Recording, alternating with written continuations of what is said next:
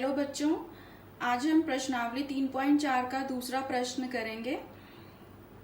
निम्न समस्याओं में रैखिक समीकरणों के युग्म बनाइए और उनके हल, यदि उनका अस्तित्व हो, विलोपन विधि से ज्ञात कीजिए। तो इसका पहला भाग क्या है? यदि हम अंश में एक जोड़ दें तथा हर में से एक घटा दें तो भिन्न एक में बदल जाती है। यदि हर में एक जोड़ दें तो यह 1/2 हो जाती है। वह भिन्न क्या है? तो अब इस सवाल में हमने भिन्न निकालनी है। भिन्न क्या होता है? बटे वाली संख्याएं, जैसे 1/2, 3/4, 5/6, इस तरह से जो बटे वाली संख्या है उनको हम भिन्न कहते हैं। तो ऊपर वाले नंबर को हम अंश बोलते हैं और नीचे वाले को हम हर कहते हैं। तो अब इसमें हमने पहले मान लिया कि अंश है x और हर है y, तो हमारा भिन्न बन जाएगी x/y। अब पहली शर्त हमें क्या दी हुई है? पहली शर्त के अनुसार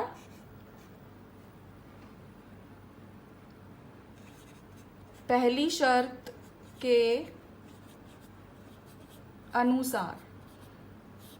शर्त देखो हमें क्या दी हुई है कि यदि हम अंश में एक जोड़ दें तथा हर में से एक घटा दें। तो अंश में हम एक जोड़ देते हैं और हर में से एक घटा देते हैं, तो हमारी भिन्न एक में बदल जाती है। तो इसकी वैल्यू आ जाएगी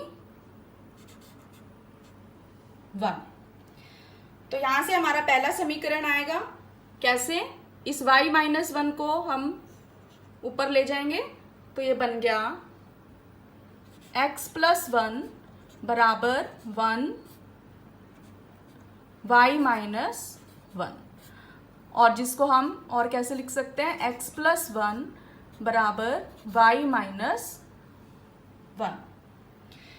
और 1 को दूसरी ओर ले जाओ और चरों को एक तरफ ले आओ तो x - y आ गया -1, तो ये बन गया हमारा -2। अब देखो ये हमारा आ गया एक समीकरण, पहला समीकरण x - y बराबर -2। इसको हम फर्स्ट मार्क कर लेंगे। अब दूसरी शर्त देखो इस सवाल में। दूसरी शर्त हमें क्या दी हुई है कि यदि हर में एक जोड़ दें तो यह 1/2 हो जाती है। तो दूसरी शर्त के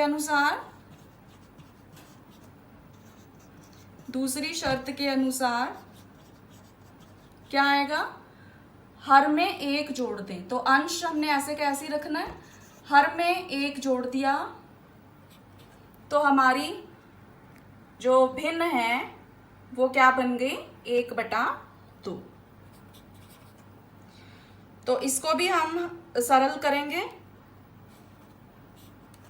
तो 2 ऊपर चला गया, 2x बराबर y+1, और यहां पर इसकी गुना हो गई 1 से।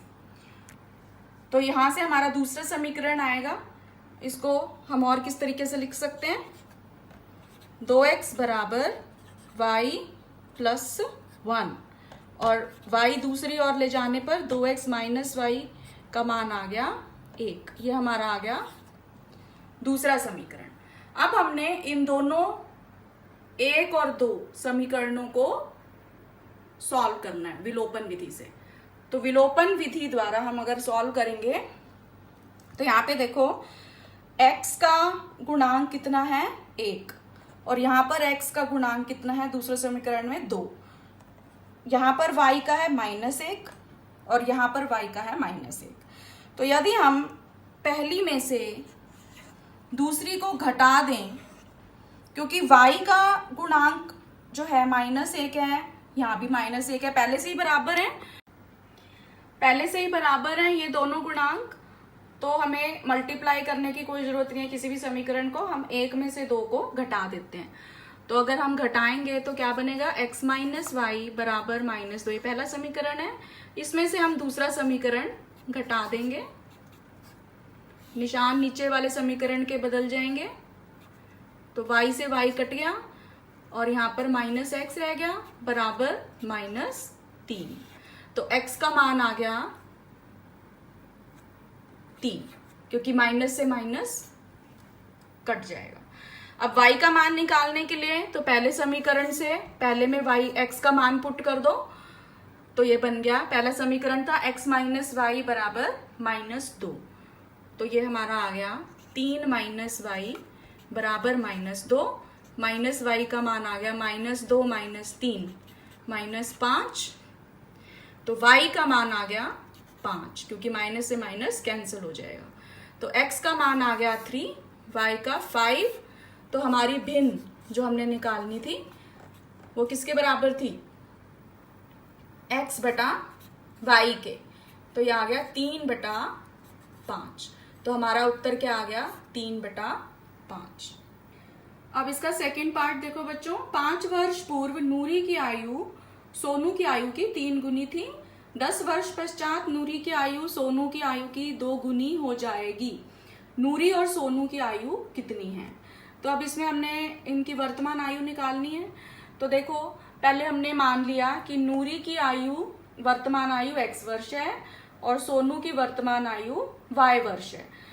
अब हमें पहले 5 वर्ष पूर्व देखना है। 5 वर्ष पहले नूरी की आयु कितनी होगी, x माइनस 5 वर्ष छोटी होगी, जो अब से 5 साल, तो x माइनस 5 हो गया। इसी तरह से 5 वर्ष पूर्व सोनू की आयु कितनी होनी चाहिए, y माइनस 5 वर्ष। अब प्रश्न के अनुसार देखेंगे, प्रश्न के अनुसार हमें क्या दिया हुआ है कि 5 वर्ष पूर्व नूरी की आयु सोनू की आयु की 3 गुनी थी। तो नूरी की आयु 5 वर्ष पूर्व कितनी थी, x माइनस 5, तो x माइनस 5 किसके बराबर होना चाहिए, सोनू की आयु की 3 गुना।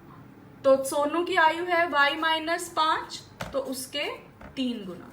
तो पहला समीकरण हमारा यहां से आएगा, इसको सॉल्व करो, x माइनस 5 बराबर 3y माइनस 15, तो यहां से हमारे पास आ गया x माइनस 3y बराबर -15 + 5, यानी कि x माइनस 3y बराबर -10। ये हमारा आ गया पहला समीकरण। अब दूसरे समीकरण के लिए फिर से सवाल में हम देखेंगे कि 10 वर्ष पश्चात नूरी की आयु सोनू की आयु की 2 गुनी हो जाएगी। तो 10 वर्ष पश्चात मतलब 10 वर्ष के बाद। तो 10 वर्ष पश्चात पहले हम देखेंगे कि नूरी की आयु, अभी तो x वर्ष है उसकी, तो 10 साल के बाद नूरी की आयु कितनी हो जाएगी, x प्लस 10 वर्ष। इसी तरह से 10 वर्ष के बाद सोनू की आयु कितनी हो जाएगी, y प्लस 10 वर्ष। अब हम फिर से प्रश्न की शर्त देखेंगे क्या है कि 10 वर्ष पश्चात नूरी की आयु सोनू की आयु की 2 गुना हो जाएगी। तो प्रश्न के अनुसार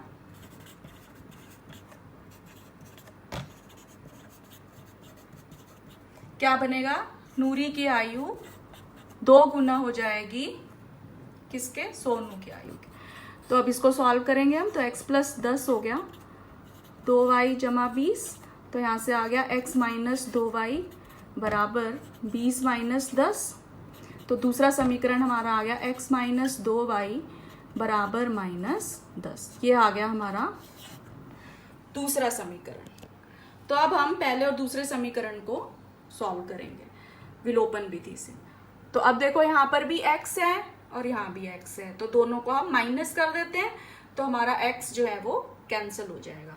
तो हम क्या करेंगे, 1 माइनस 2, तो 1 लिखो पहले, x माइनस 3y बराबर -10, दूसरा लिखो x माइनस 2y बराबर -10। तो यहां से हमारे पास क्या आ जाएगा, इसको माइनस कर दो, x से x कट गया, तो यह आ गया -y बराबर -20। तो y माइनस से माइनस कट गया तो y का मान आ गया 20। तो x का मान निकालने के लिए अब पहले समीकरण में पुट कर दो। तो फर्स्ट से x माइनस 3 गुना में 20, 3y था क्योंकि बराबर -10। तो x माइनस 60 बराबर -10। तो x का मान आ गया 60 माइनस 10 यानी कि 50। तो y हमने क्या माना था? सोनू की वर्तमान आयु। तो सोनू की आयु आ गई 20 वर्ष और x हमारा था नूरी की आयु। तो नूरी की आयु आ गई 50 वर्ष। तो ये हमारा उत्तर आ गया।